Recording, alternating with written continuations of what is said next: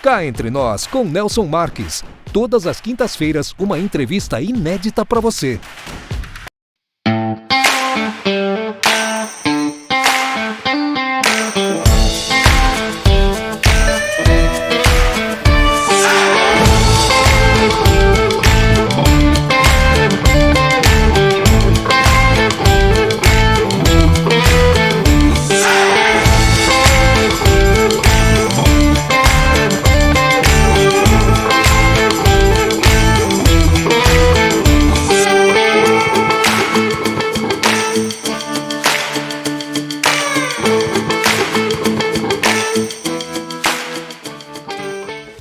Olá pessoal, estamos iniciando mais um Cá Entre Nós.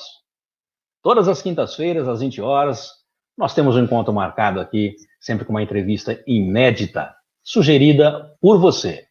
Você que nos segue nas redes sociais e que também continua enviando seus e-mails, sugerindo as pautas a serem tratadas aqui semanalmente. Se você ainda não se inscreveu no canal, por favor, inscreva-se. Ative o sininho para receber as nossas notificações. Aproveita que você está por aí, dá aquele like. E, é claro, divulguem os nossos vídeos. Compartilhem nas suas redes sociais e também nos seus grupos do WhatsApp. Eu queria agradecer imensamente o nosso seguidor, Marcos Siqueira. Ele que nos sugeriu a pauta e também a entrevistada. Marcos Siqueira é de São Carlos. Marcos, muito obrigado. O tema de hoje vai ser excelente. No nosso programa de hoje, nós vamos falar sobre os desafios para a conservação das onças na Caatinga. Solta a vinheta.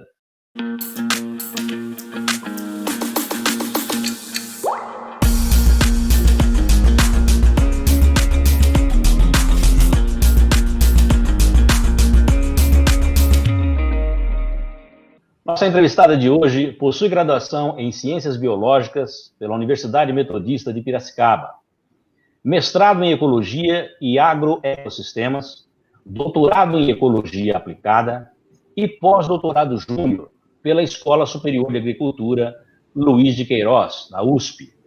Também é chefe do Núcleo de Gestão Integrada do ICMBio, Juazeiro, que faz a gestão das unidades de conservação do Parque Nacional e de áreas de proteção ambiental do Boqueirão da Onça e Reserva de Vida Silvestre e área de proteção ambiental da Ararinha Azul. Muito obrigado por aceitar o nosso convite, doutora Cláudia Bueno de Campos. Seja muito bem-vinda ao Cá Entre Nós. Olá, obrigada pelo convite. Nós é que agradecemos a honra de tê-la aqui e poder dividir um pouco dos seus conhecimentos tão importantes, tenho certeza disso, com os nossos seguidores. Posso chamar de Cláudia, simplesmente, né? Não tem problema? Com certeza. Então tá bom, eu vou deixar o doutora para as apresentações. Ô Cláudia, eu estava, como eu disse para você, ansioso aí por bater esse papo com você, para saber um pouco mais aí desse bioma tão interessante que é a Caatinga. E eu gostaria que você me explicasse, por favor, e para os nossos seguidores, qual a diferença que a Caatinga tem para os esforços de conservação das onças neste bioma. Bom, Nelson, a Caatinga, ela tem muitas particularidades que às vezes a gente só conhece estando dentro dela mesma, né? E com relação aos trabalhos de conservação de qualquer espécie, tem vários detalhes que estão ligados com o comportamento de cada espécie que você está trabalhando e dependendo do local que você está trabalhando também. Nós estamos numa região que é do sertão mesmo. Então, o clima ele é semiárido, existe pouca chuva, é muito quente. A maior parte do tempo você tem, na maior parte dos meses do ano, você tem mais seca do que chuva. E tudo isso influencia no trabalho que você vai fazer, tá? Então, um dos pontos que estabelece o jeito que você vai trabalhar é a questão da disponibilidade de água dos lugares. E isso aumenta muito os esforços para as ações que a gente precisa fazer, principalmente em campo, para conseguir obter as informações sobre a espécie. E imagine só, se nós precisamos andar atrás dos sinais das onças, nós precisamos calcular, por exemplo, quanto de água a gente precisa levar nas costas, né, para poder chegar no lugar ou percorrer o trajeto que a gente imagina que é o que a onça está fazendo, tá? Então, para ajudar um pouco na informação, a onça pintada, ela também ocorre no interior do bioma Caatinga. Mas aí, ao longo da entrevista, você vai fazer algumas perguntas que vai ajudar nessa informação também, né? Então, realmente, então, resumindo, é uma questão realmente climática e que aumenta muito qualquer esforço que você vai fazer, porque você precisa ir para a floresta, você precisa estar na Caatinga para obter as informações. E realmente você tem que estar com todo o aparato pré-determinado para que você possa atingir aí o objetivo de vocês, até onde você pode acompanhar aí o trajeto da onça. Isso é interessante, é um estudo antes, durante e depois, né, Cláudia? Exato. Não dá para você se aventurar muito sem obter um pouco de informações, porque senão você pode morrer de sede no meio da floresta. E a onça não vai te ajudar, né? Não tenha dúvida. Me diga o seguinte, você poderia nos dizer, além da onça pintada, quais os outros animais nós podemos encontrar na Caatinga? Olha, contrariando o que muito se falou por muito tempo, porque por muito tempo estabeleceu a frase: o bioma Caatinga é pobre, não tem biodiversidade. Mas muito pelo contrário. Para você ter uma ideia, tem quase 5.000 espécies de plantas no Poxa bioma vida. Caatinga. Pois é. E de vertebrados, da fauna, né? Você tem um número muito maior e ainda há o que ser descoberto, porque muitos lugares eles ainda não foram explorados cientificamente. Nós trabalhamos mais quase no coração do bioma, que é uma região que a gente já tem um perfil melhor hoje, tá? Mas, por exemplo, até 10 anos atrás, não se sabia nada do que existia. E ao longo desse tempo nós pudemos fazer o registro de algumas espécies que a gente não tinha certeza que ocorria na região. A própria onça pintada, ela foi uma surpresa quando ela foi registrada oficialmente por fotografia, né? Não diretamente, mas por equipamentos que a gente deixa na floresta, em 2006, bem no meio do bioma. E então tem-se ainda muito a ser descoberto. Então nós temos o maior felino do Brasil, que é a onça pintada, e depois tem a onça parda, que é chamada localmente de Sussuarana também. Nós encontramos em vários lugares também, mas também ela não está distribuída no bioma todo. É o único bioma que ela tem, apesar de aparentar ser comum, ela não está em todo o bioma e tem um grau de ameaça, tá? De extinção. Mas nós temos também o que nós chamamos de coati, tem também o mão pelada, que aqui se chama guaxinim, né? E tem lugares aqui do Nordeste que ele se chama meia-noite também, porque ele tem hábitos noturnos e vai fazer as fuçadinhas dele bem no meio da noite. Nós temos os gatos pequenos, os gatos silvestres, né? Uma cambira, o mourisco, e temos veado, temos ainda o nosso maior porco silvestre, que é o queixada. Tem também o caititu, que em São Paulo se chama cateto, né? Então, tem essa diferenciação de nome comum também, que às vezes a gente está falando do mesmo animal, mas que tem um outro nome em outro lugar. Então, Depende às de vezes eu região? vou falar... varia muito o nome comum no Brasil todo, no mundo todo, na realidade. Então, por exemplo, eu falo aqui, bodeira. Mas o que é bodeira? É onça parda. Olha só. Então, mas nós temos uma diversidade da fauna muito rica e ela é extremamente adaptada ao clima da Caatinga. Então, isso é um diferencial também para as espécies e ainda é muito desconhecido, tá? Temos muito ainda que aprender sobre elas para poder fazer a conservação delas. Ô, Cláudia, uma curiosidade. Você disse que quando você adentra a mata, né, a caatinga, vocês deixam alguns equipamentos. Que tipo de equipamentos são esses que para vocês fazerem os registros? Bom, depende sempre do trabalho que você vai fazer, tá? Às vezes basta você caminhar no meio da caatinga, da floresta. A caatinga também é uma floresta, é um tipo de floresta. É legal isso, deixar claro, né? Às vezes basta você caminhar e registrar as pegadas dos animais, mas não é o suficiente. Então, é muito comum hoje em dia o uso do que nós chamamos de armadilhas fotográficas. Então, Tá, são equipamentos, né, que ficam instalados na floresta e que automaticamente registra a foto ou vídeo do animal, do que quer que passe na frente dela. Na realidade, ela não é seletiva, ela registra tudo que passar na frente dela. entendi. E outros meios também que é, além de equipamentos que você pode utilizar, você pode, dependendo da pesquisa, e se você, depois que você consegue a autorização, você pode capturar o animal que você está estudando para colocar o que a gente chama de colar, né? É o famoso rádio colar, que é para você poder monitorar à distância aquele indivíduo.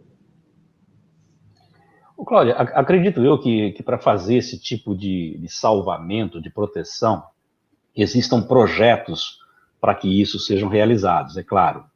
Você poderia nos explicar quais são os projetos que se preocupam em proteger e salvar as onças pintadas?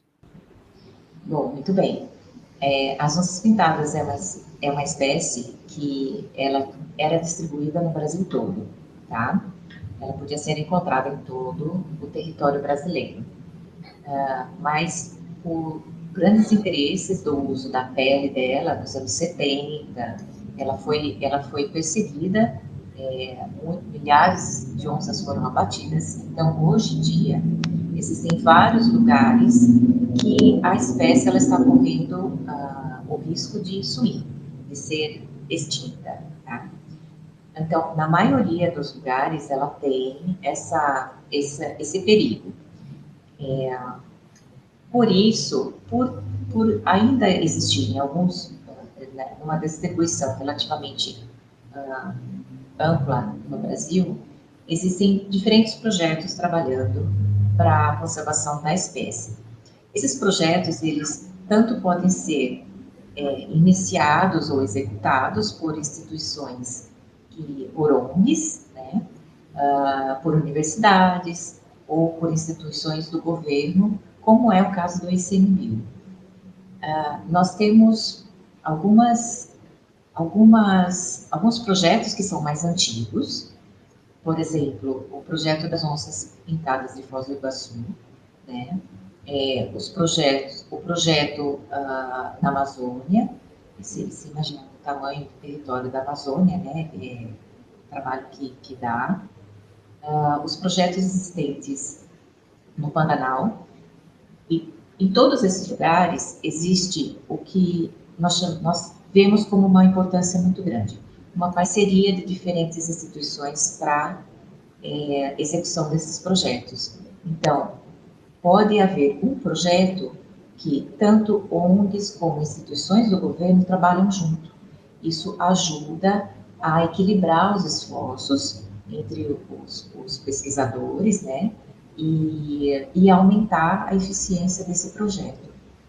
Na Caatinga, por exemplo, o trabalho específico com conservação das onças pintadas foi iniciado pelo ICMBio em 2006.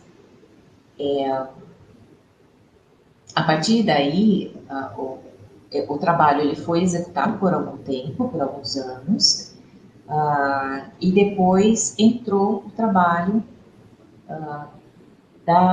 do Instituto Procarnívoros, executado pelo Programa Amigos da Onça, tá? Que é uma ONG. Então, iniciou-se com uma instituição federal e depois estendeu para uma ONG. Hoje, na realidade, existe um trabalho conjunto para isso e em diferentes momentos, em diferentes pontos, existe a atividade feita mais por uma entidade ou outra, né? Mais por uma instituição ou outra.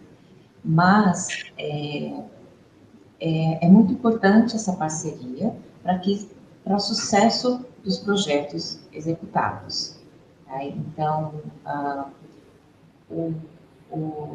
por causa da fragilidade da espécie frente à realidade, né, das florestas hoje em dia, você precisa trabalhar muito rápido e tentar trabalhar rápido para que você consiga alcançar uma estabilidade no número de onças conservadas, né,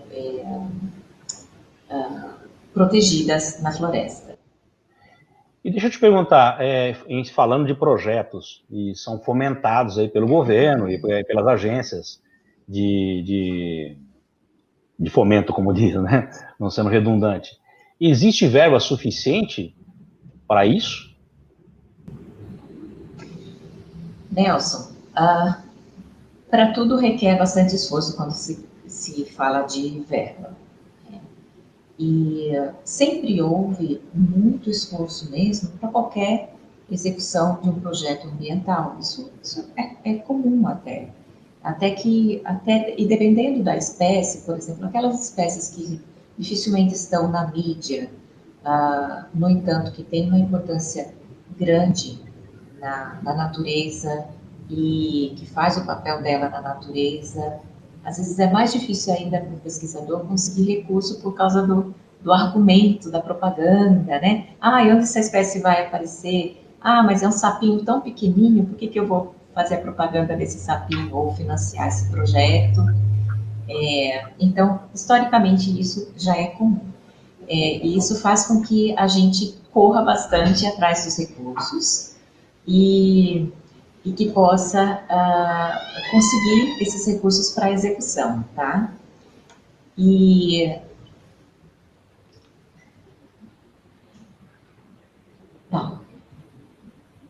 Desculpa, Nelson. Fica tranquila. Estamos sabendo que estamos fazendo ao vivo e assim mesmo, não tem nada.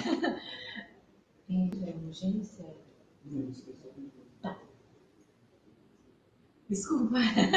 Deve ser alguém levando recurso a mais para você aí. Olha, se fosse ver um dinheirinho aqui para conservação, né? Tá vendo só?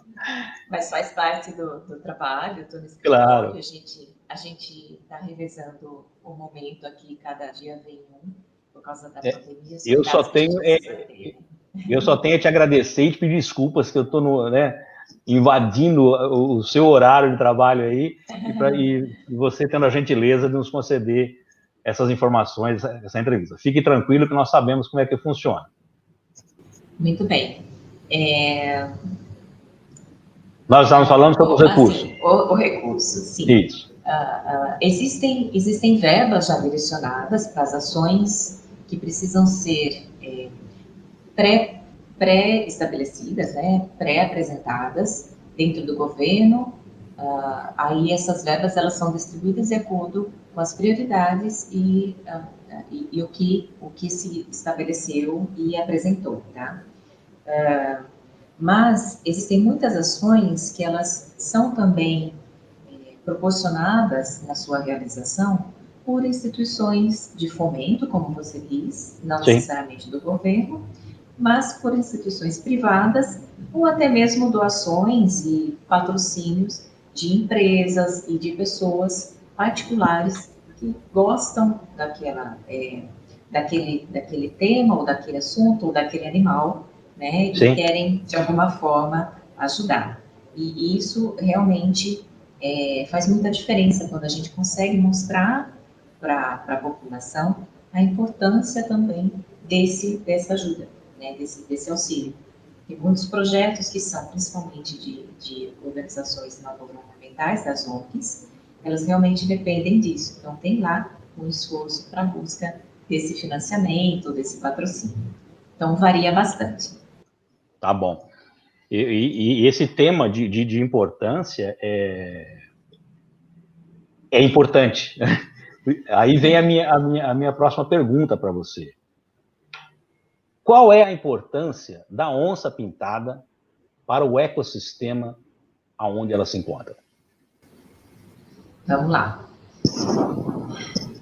Vamos brincar um pouquinho de tentar visualizar algumas posições na natureza, tá?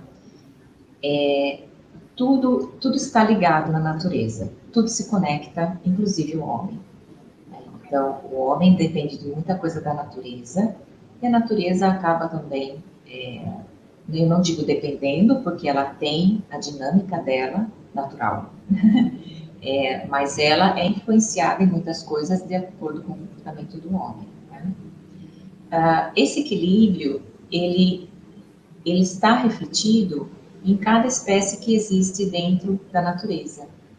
Então, cada espécie tem a sua função dentro da natureza.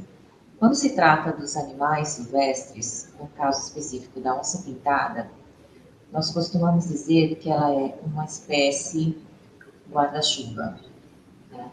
Por que guarda-chuva? Imagine um guarda-chuva para nós. Então, você segura o guarda-chuva, ele fica em cima de você e te protege da chuva, ou no nosso caso aqui do sol. Né? Certo. E pode proteger só você, ou se tiver mais alguém com você, pode proteger também. Por que eu usei essa, ou se tiver mais alguém? Porque a função de guarda-chuva para a onça-pintada, ela é como se fosse uma proteção bem grande para todo o local que ela se encontra. Então, cada indivíduo de onça-pintada, ela tem essa função de guarda-chuva dentro daquele território que ela usa. E quando você faz uma ação de conservação ou de proteção para uma espécie como ela, você acaba protegendo tudo que está ali junto com ela. Então, as outras espécies de animais e também as plantas e o ambiente em que ela se encontra. Ela estaria na ponta da cadeia? Na ponta da cadeia. E é o que se chama de predador de topo, né, falando tecnicamente. Porque é uma espécie que ela é um carnívoro, é um predador. Naturalmente, ela depende de outras espécies para sobreviver. Tá? E no nosso caso, a onça-pintada é o topo dos predadores terrestres, né? Porque existem no meio aquático, por exemplo, outros animais. Então, no meio terrestre, ela é predador de topo. Tá? Então, isso também tem a função, essa é outra função dela, equilibrar o número de indivíduos das outras espécies. Na função de carnívoro, né, que ela come as outras espécies, ela também faz esse equilíbrio do número de indivíduos das outras espécies. Legal. Ô, Cláudia, existe uma maneira, ou você tem essa informação, de quantas onças pintadas existem no Brasil? Olha, esse é um desafio muito grande, tá? Porque imagine o tamanho do Brasil. Sim. Os cientistas eles trabalham em todos os lugares do mundo com estimativas, números aproximados, né? Porque não dá para você sair contando indivíduo por indivíduo, porque senão você tinha que ir lá marcar, né? Pichar no pelo dele ali, fazer uma chip. Pintura. Haja chip, né? E coragem, né? Então, né? Não dá para pegar tudo também. Né? E precisaria de muita gente para fazer esse trabalho também. Sem dúvida. nós temos o que nós chamamos de amostra. Então, existem alguns levantamentos que nós fazemos, uma amostragem da quantidade de indivíduos daquela espécie. Tá? Então, nas amostragens dos trabalhos feitos até mais ou menos 2015, nós temos para o Brasil aproximadamente 5.500 indivíduos de onça-pintada, no Brasil todo. Se a gente pensar no Brasil todo, nas áreas em que elas ocorrem, é pouco, tá? Mesmo sendo uma estimativa, esse número ele pode variar um pouquinho, por exemplo, ele pode ir até 10 mil e pouco, mas mesmo assim não é um número grande de indivíduos. Tá. E me diga o seguinte, Cláudia, como a distribuição dos ambientes naturais pode ameaçar a sobrevivência das onças pintadas? Tá, Nelson, se me permite, posso voltar um pouquinho na sua pergunta anterior, só para as pessoas entenderem? Claro. Uma coisa, existe esse número de indivíduos e ele não é distribuído uniformemente no Brasil. Como eu falei no começo da nossa conversa, em diferentes partes do Brasil, às vezes tem mais ou menos indivíduos. Aí está a questão da onça pintada estar com uma maior probabilidade de extinção em determinados locais do que em outros. Tá? Por exemplo, no bioma Caatinga, são estimados somente 250 indivíduos no bioma todo, assim como na Mata Atlântica.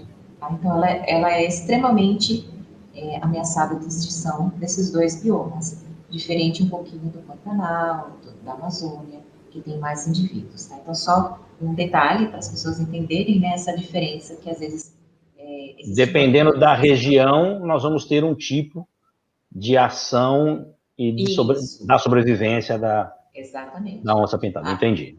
Aí tem a priorização, né? Claro. Mas no quadro todo, qual que é mais urgente a gente fazer alguma coisa? Então, também tem isso também influencia nas ações de conservação. Perfeito, muito, muito bem observado, né? Porque não dá para colocar tudo no mesmo tacho, né, Cláudia? Isso, exatamente. E me diga o seguinte, quais são as principais atividades, agora que eu quero ver, atividades humanas que podem prejudicar a sobrevivência das onças pintadas? Nós temos uma lista, nós temos algumas atividades que elas são, que nós fazemos, sou ser humano também, eu me incluo nelas, né? É comum a gente falar assim.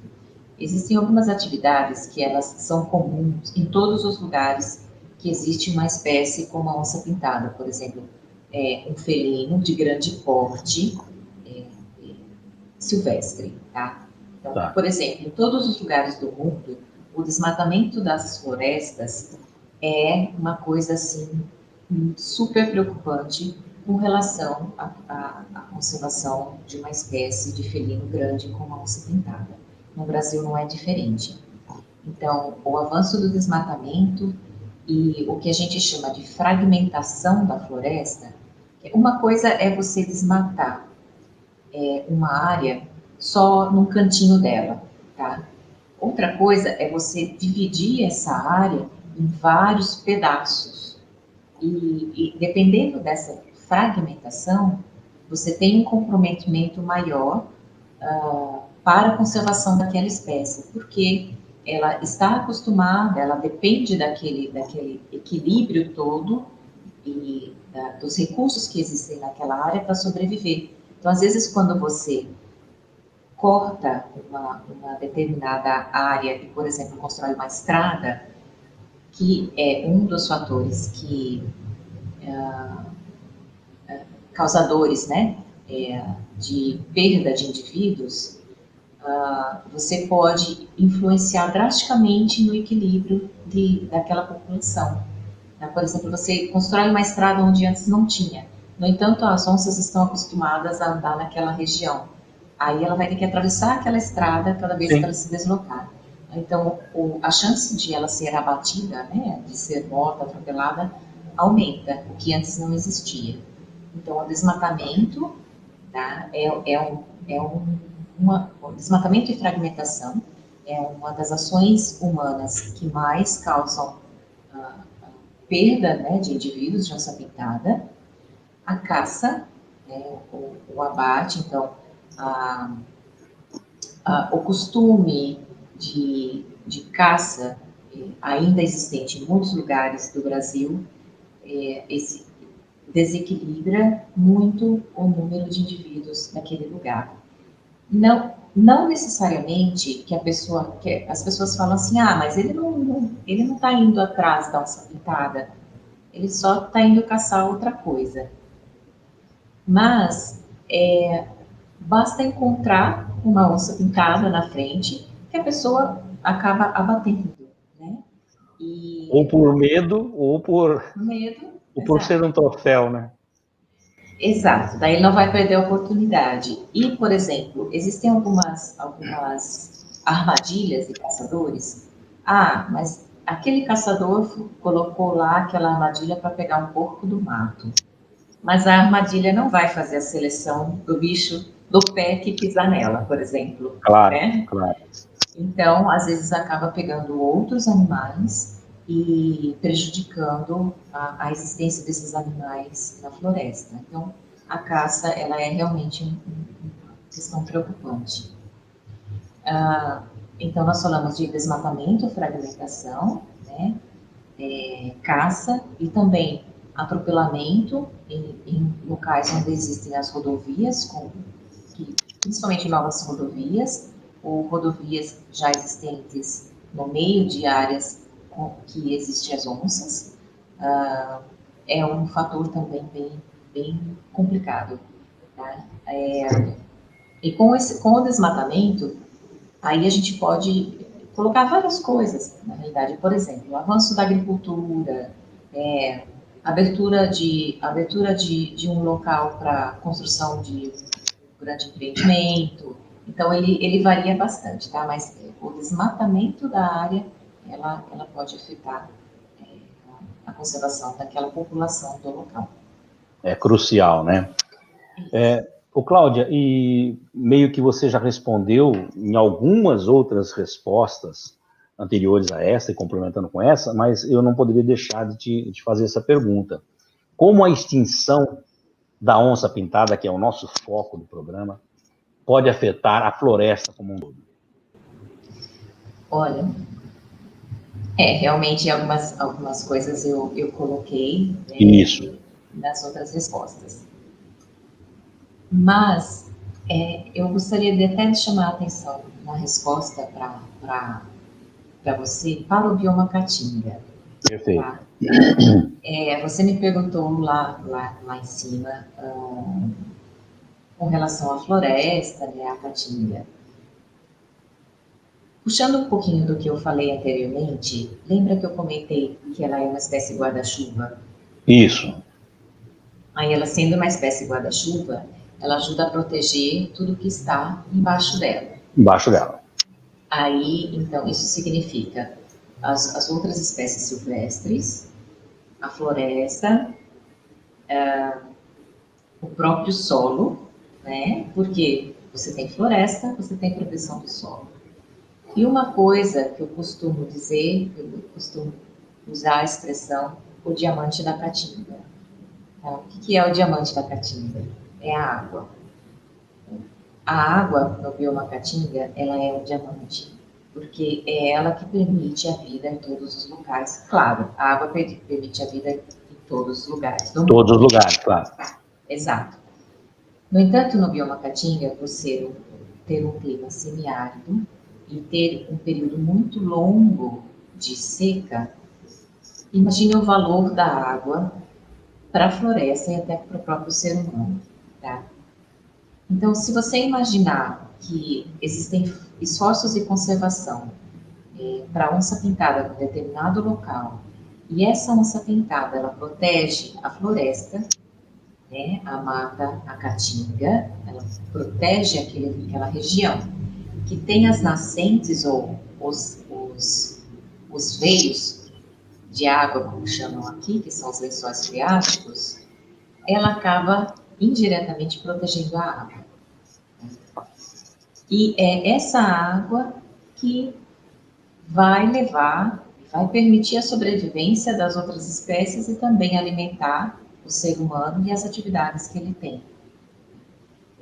Então, indiretamente, ela está ligada à conservação da onça pintada. Eu usei em muitas palestras que eu já fiz no interior, na região que a gente trabalha, que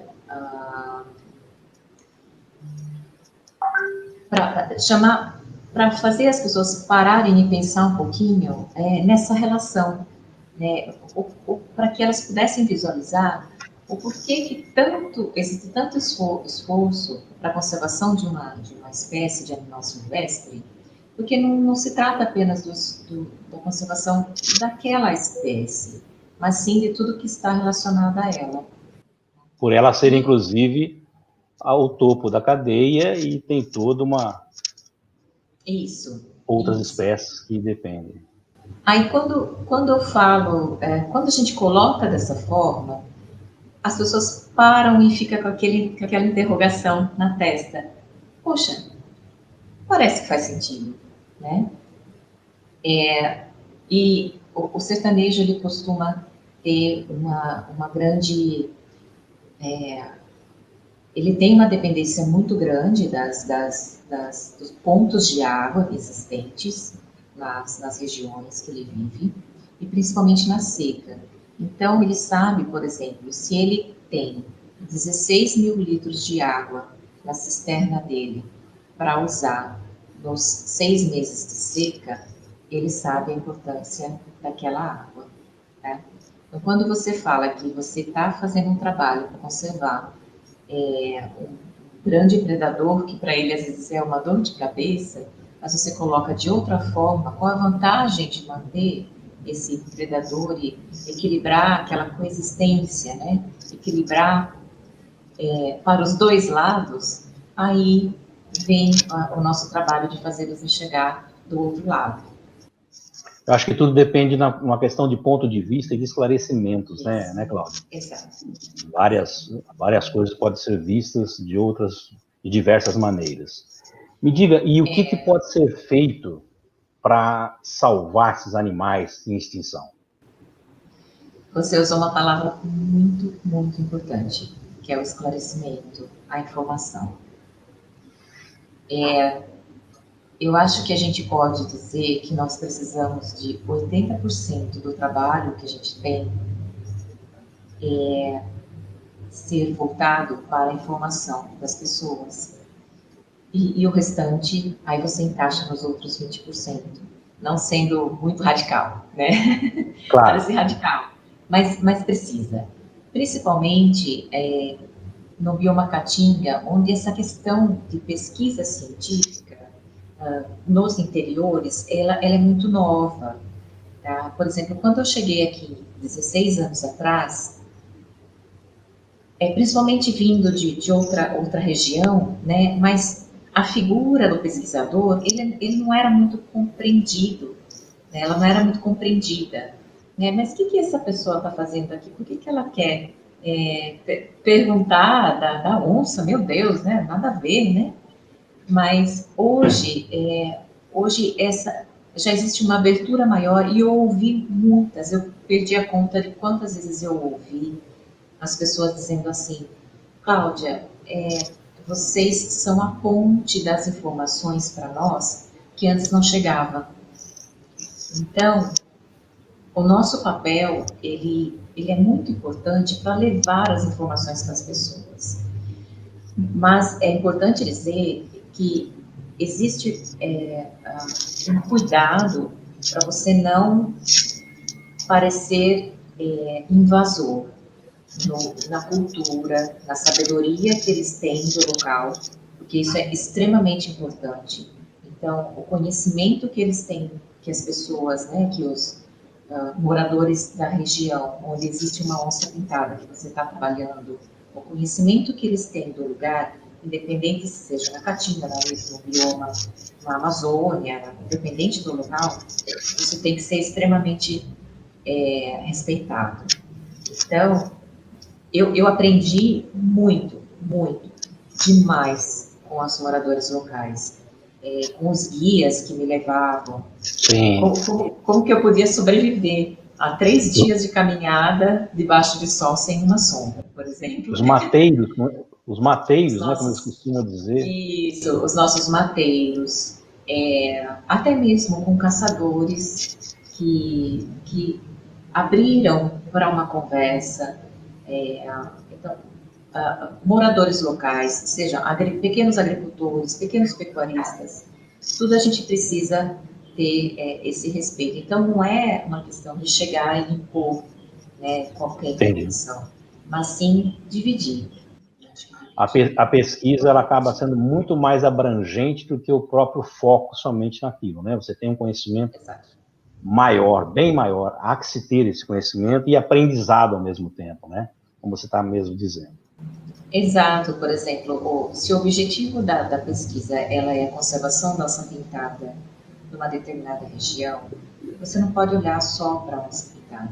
Claro. Aí eu puxo um pouquinho, né? Você precisa olhar para a onça parda também, tá?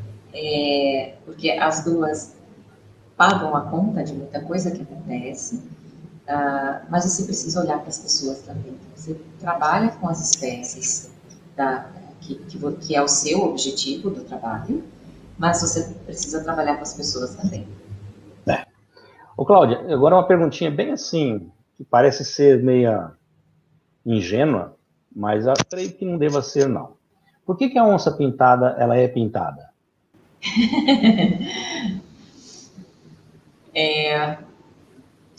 Porque ela quer ser pintada. Brincadeira. Olha, tudo que nós vemos hoje, na natureza, é fruto de uma evolução. Tá? Então, nós tínhamos animais gigantescos que habitavam a Terra e que, conforme o tempo foi passando, não cabia mais aquele animal tão grande na Terra. Tá? Então, tudo é uma questão de adaptação. Então, a maioria das coisas, elas estão relacionadas à genética de cada espécie.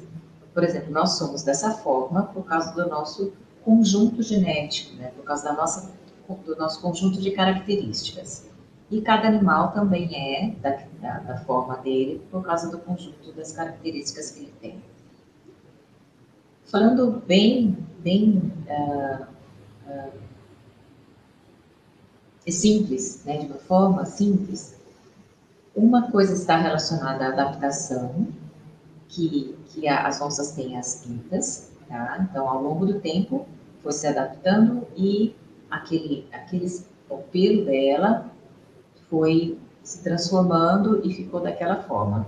E, por exemplo, a onça parda, ela não tem pinta, tá? Uma coisa que é muito, muito característico da onça pintada, que a gente costuma dizer quando a gente vai para campo, se você olhar de uma forma comum para a floresta, você pode passar o olho pela onça pintada, ela pode estar na sua frente e você não vai ver. Interessante. Mas, por quê? Por causa das pintas e do jeito que elas estão e a cor, né?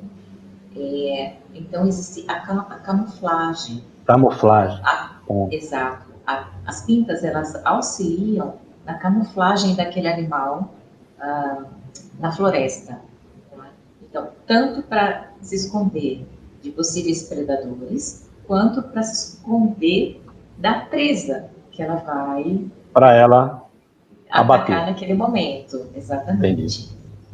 E então, cada animal ela tem essa adaptação que te dá a característica que permite diversas coisas. Tá? Então, o mais predominante é para que ela possa ficar escondida. Então, não falando tecnicamente da genética e tudo mais, por exemplo, existem onças pintadas pretas. ela é toda preta. É a mesma espécie, mas ela é toda preta, tá? Então, o que dificultaria um pouquinho ela se esconder, com exceção da noite, né? Sim. Mas ela também, dependendo do local, por exemplo, na floresta, na Amazônia, por ser uma mata muito fechada, na Mata Atlântica, também é difícil você visualizar uma onça preta, tá? Mas isso está relacionado a outro detalhe genético que faz com que ela tenha os pelos todos pretos. Então, é altamente relacionado à questão da camuflagem, para se esconder. Perfeito. Cláudia, e existe algum predador natural da onça pintada? Sim, o homem. Só? Nós também fazemos parte da natureza. Claro. Então, nós somos praticamente o único predador da onça pintada. Se falarmos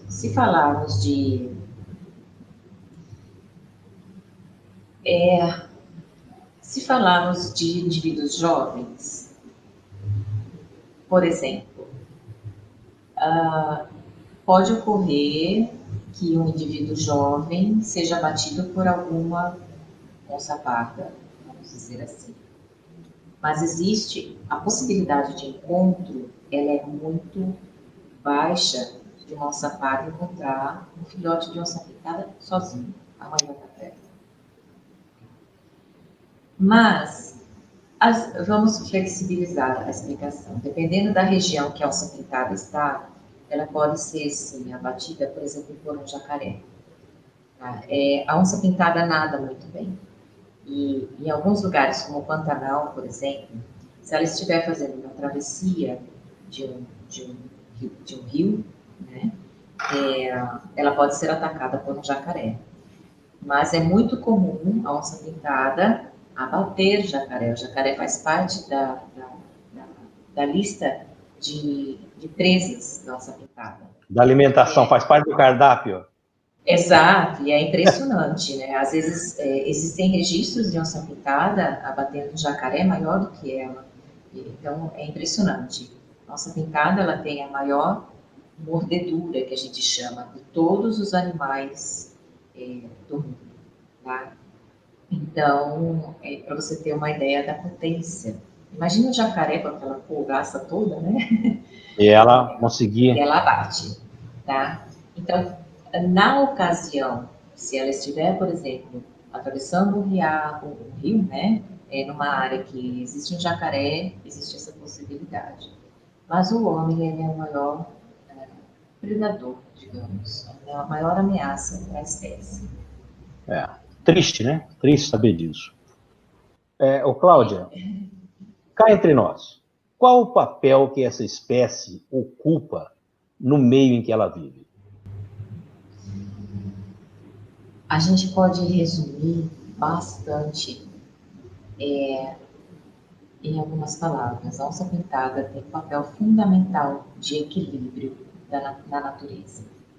Certo. Então, de tudo que eu coloquei anteriormente, se a gente unir todas as coisas, você percebe que está extremamente relacionada ao equilíbrio. Então, o papel dela é fazer o equilíbrio naquele local onde ela vive. Tá. Me diga o seguinte, o que significa o símbolo da onça? Olha, eu acho que talvez cada pessoa tenha uma resposta diferente. Tá. Mas eu acho que, particularmente falando, a onça pintada ela representa a força que a natureza tem. A presença da natureza, o equilíbrio da natureza. Se a gente olhar para uma onça pintada, nós podemos ver muita coisa nela, né? a força relacionada daquele animal, ela está sendo representada naquele animal, a força da natureza está sendo representada naquele animal. Então, o equilíbrio, né? Então, eu acho que a onça pintada significa a natureza, propriamente dita, nos mais diferentes nuances que ela tem. Algumas pessoas vão achar que não, né? Mas isso depende muito do olhar que você tem para o animal. E como um animal da natureza, ela merece estar na natureza como outro qualquer, porque na realidade eles estão na natureza primeiro do que a gente. Legal, bacana. Bom, Cláudia, muito obrigado pela sua entrevista. Mas antes de nós encerrarmos, eu gostaria de deixar aqui um espaço para que você pudesse nos fornecer aí os seus contatos, para que as pessoas possam falar contigo diretamente, os interessados, e também que você deixasse uma mensagem aí para os nossos seguidores. Vamos lá. Não sendo chavão, mas é muito importante, principalmente no momento que nós estamos, nós respirarmos fundo e observarmos o quanto a natureza é importante para nós. Nós fazemos parte do equilíbrio, nós fazemos parte da natureza. Então, que ela possa ser olhada e cuidada com mais carinho, porque a água que vem para a tua boca está nela. Então, Poxa vida. Então, seria isso que eu gostaria de deixar. Não, perfeito. Enquanto você estava falando, colocamos aí os seus contatos no rodapé aí da nossa tela, para que as pessoas possam entrar em contato contigo aí assim que puderem. Bom, o nosso bate-papo de hoje foi com a doutora Cláudia Bueno Campos. Na semana que vem nós teremos uma outra entrevista, sempre às quintas-feiras, às 20 horas. Quero lembrar também que essa entrevista de hoje foi sugerida pelo nosso seguidor, Marcos Siqueira, de São Carlos, e que é muito amigo da doutora Cláudia. Ele não só sugeriu o tema aqui no nosso programa, como também a entrevistada. E olha, valeu a pena. Muito aprendizado, Marcos, muito obrigado. Foi ótimo ter a doutora Cláudia aqui conosco. Bom, pessoal, eu sempre costumo dizer o seguinte, como sempre, vocês que nos seguem aí nas redes sociais, agradecer vocês que estão sempre mandando através do nosso e-mail as suas sugestões, como o Marcos fez. E lembrando também que se você ainda não se inscreveu no canal, por favor, inscreva-se, aproveita que você está aí, dá aquele like e divulguem os nossos vídeos nas suas redes sociais, nos seus grupos de WhatsApp, e vamos compartilhar tudo isso aí. Lembrando também que nós temos o nosso QR Code aqui, se você puder apontar a sua câmera, você já entra direto no nosso canal para você fazer a sua inscrição. Doutora Cláudia, mais uma vez, nosso muito obrigado pela sua disponibilidade em nos atender, mesmo aí estando entre meios aí do seu horário de trabalho, as pessoas levando, como se diz, mais fomento aí ao vivo, né, para que você possa prosseguir na sua pesquisa, e também pela confiança no nosso programa. Tenha certeza que hoje nós aprendemos muito sobre a onça pintada e sobre o bioma Caatinga. A todos que ficaram conosco até agora, nosso muito obrigado pelo carinho da audiência e até a semana que vem, se Deus quiser. Solta a vinheta.